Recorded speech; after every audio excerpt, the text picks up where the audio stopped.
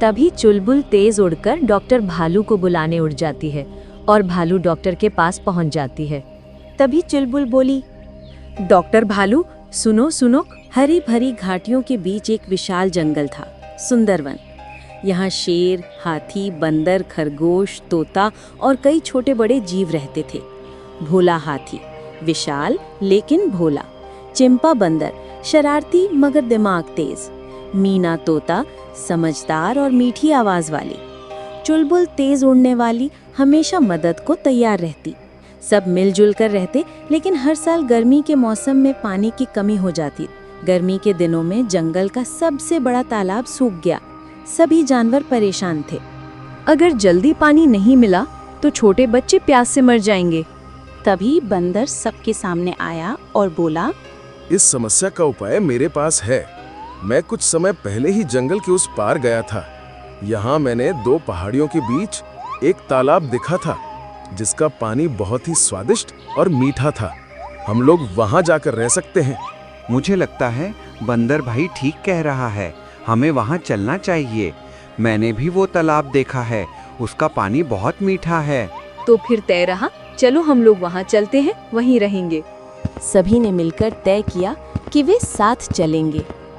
रात का समय, आसमान में टिमटिमाते तारे, घने अंधेरे वो चले जा रहे थे।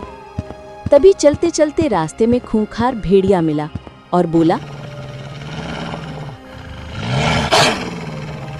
आज तो हिरनी का नर्म नमम मांस खाने को मिलेगा, बहुत आनंद आएगा।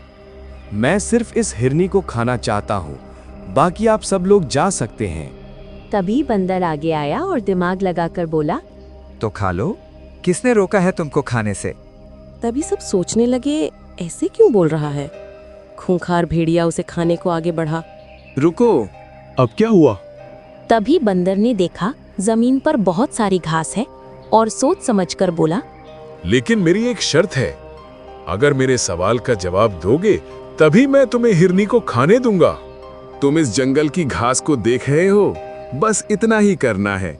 इस घास के तिनकों को गिनकर बताना है कितने हैं। अगर तुमने बता दिया तो इस हिरनी को खा लेना।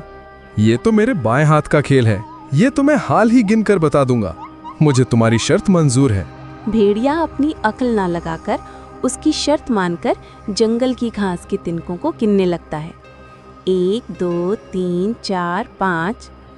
गिनते गिनते रात से सुबह हो जाती है, लेकिन भेड़िया था मूर्ख। उसको पता ही नहीं जंगल में तो बहुत घास होती है, उसे कोई भी नहीं गिन सकता। तभी सभी जानवर भेड़िए की मूर्खता पर हंसकर अपने सफर पर आगे बढ़ जाते हैं। वो सभी जंगल से होकर गुजर रहे थे। तभी चलते चलते उन्हें एक बड़े पेड़ के नीचे घायल बकरी दिखाई देती है।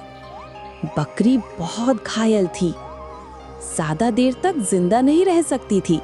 अरे देखो देखो, ये बकरी तो बहुत ही घायल है। अगर इसका हमने इलाज नहीं कराया तो ये तो मर जाएगी।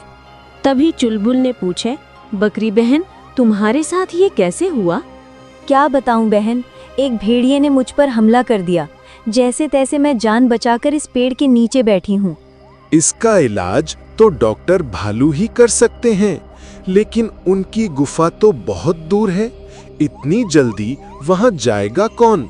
मैं जाऊंगी, डॉक्टर भालू को जल्दी से बुलाकर लाऊंगी। मैं तेज उड़ सकती हूँ। ठीक है चुलबुल, तुम जल्दी जाओ और डॉक्टर भालू को बुलाकर लाओ। तभी चुलबुल तेज उड़कर डॉक्टर भालू को बुलाने उड़ जाती है और भालू डॉक्टर के पास पहुंच जाती है। तभी चुलबुल बोली, डॉक्टर भालू, सुनो सुनो। चुलबुल ने डॉक्टर भालू को सारी बात बताती है। तभी जल्दी से डॉक्टर चुलबुल के साथ दौड़कर घायल बकरी का इलाज करने आ जाते हैं।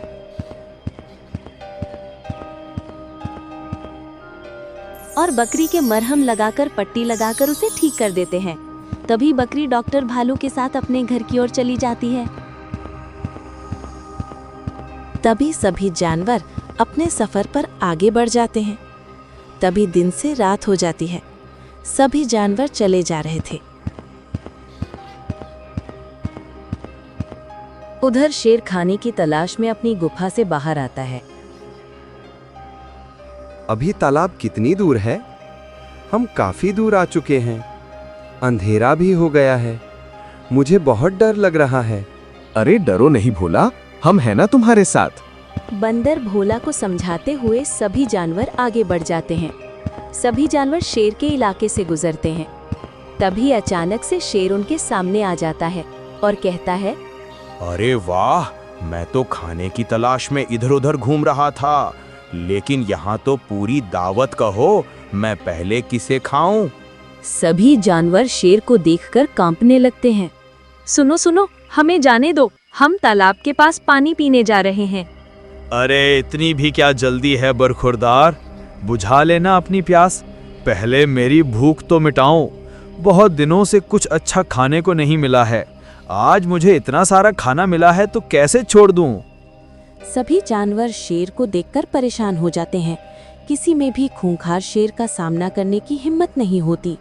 तभी मीना तोता भोला हाथी के कान के पास आकर उसकी हिम्मत बढ़ाती है। तुम इससे क्यों डर रहे हो भोला? तुम बहुत ही ताकतवर हो। आगे बढ़ो और एक दहाड़ मारो, ये शेर दुम दबाकर भाग जाएगा। तभी भोला हाथी में हिम्मत आ जाती है। भाग जा यहाँ से, वरना मैं तुझे अपने पैरों से कुचल दूंगा। अरे तू क्या बिगाड़ लेगा मेरा डरपोक हाथी। तभी वो जोर से दहाड़ता है और शेर उसे देखकर डर जाता है। अरे भागो भागो, ये हाथी तो पागल हो गया है। तभी शेर वहां से दुम दबाकर अपनी गुफा की ओर भाग जाता है। आज तो मरते मरते बचा हूँ, एकदम से ही हाथी पागल हो गया। आज तो हाथी के चक्कर में कुछ खाने को ही नहीं मिला, लगता है भूखे पेट ही सोना पड़ेगा। सभी जानवर अपने सफर पर आगे बढ़ जाते हैं। चलते चलते सुबह हो गई।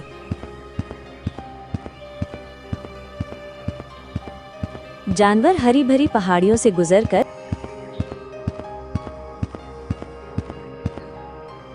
मीठे पानी के तालाब के पास पहुंच जाते हैं और खुशी खुशी तालाब के किनारे ही रहने लगते हैं।